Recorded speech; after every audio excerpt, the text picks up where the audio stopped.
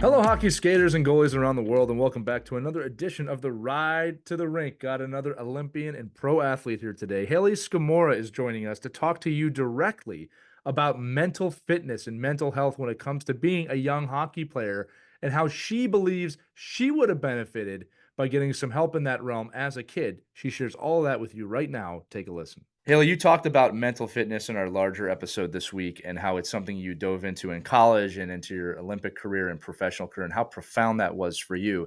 You also had mentioned that it's something you wish you had tapped into earlier in your youth hockey journey. So, the question I have for you and the children is if you could talk to yourself now at whatever age you want, it could, 10, 11, 12. What would you tell yourself? And then to the audience, what can they do to dive on this mental fitness journey early as well?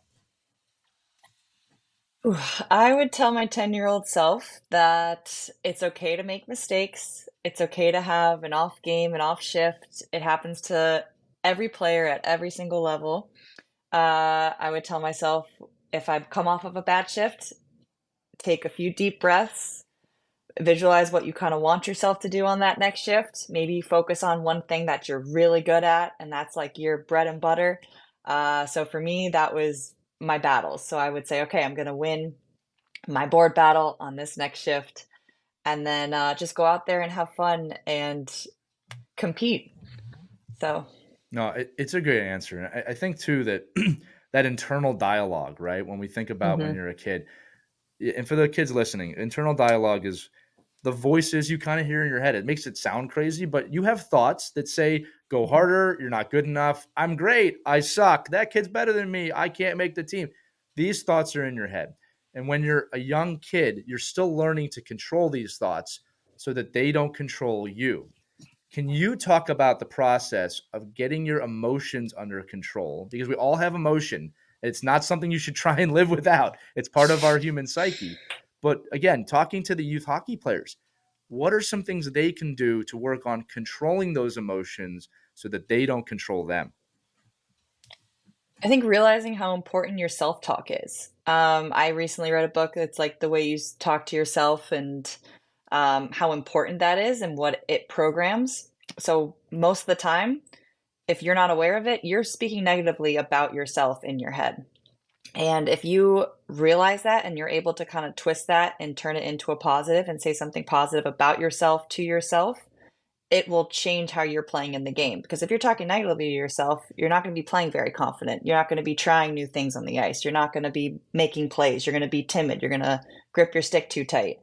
But if you're saying, I'm a great player, I'm capable, all these positive things, you're going to go out there and feel more confident and play more confident.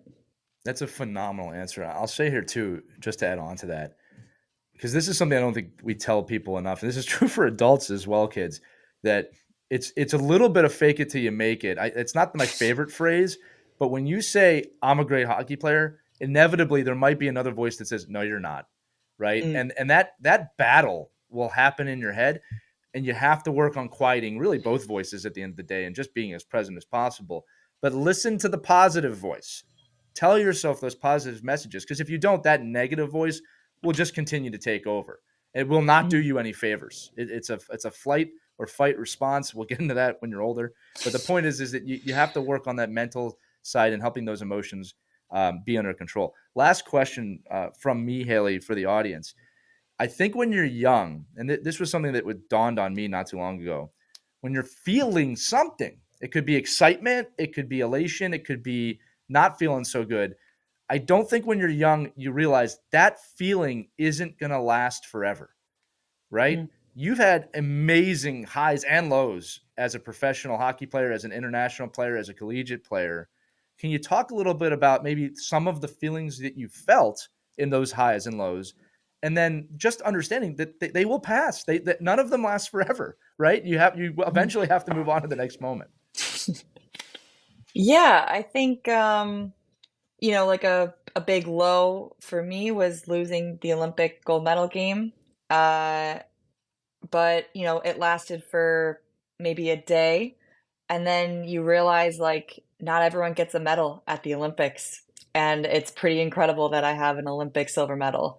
Um, And so you eventually kind of get to the point where you're excited to show that off. You're excited to share that with people. And um, for me, I've realized that like I visited like my grandma's assisted living with the medal, and I would show it to all the residents there, and they were like, "I've never held one before. Like this is incredible." And they were just so excited, and they're like, "We're so proud of you." I'm like, "Thank you." Like. And so you just kind of realize you may have been sad in that moment, but then how much joy it has brought in my life like later on.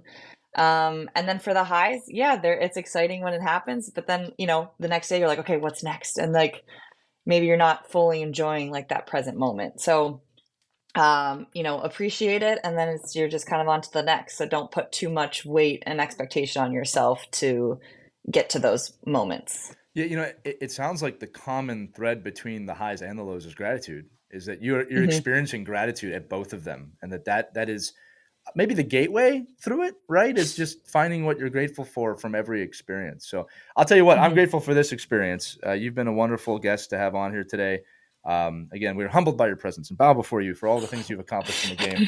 Hayley Scamurra, thanks so much for joining us. And kids, thanks so much for listening. Remember, on the Ride to the Rink, it's all about you.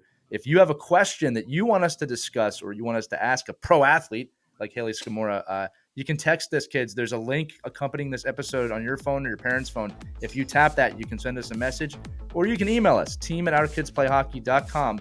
We love getting questions from the audience. But without further ado, that's going to end this one of the Ride to the Rink. Thank you so much for listening. We're wishing you the best week in hockey ever. Remember, we believe in you. You should too. See you on the next Ride to the Rink. Skate on, everybody.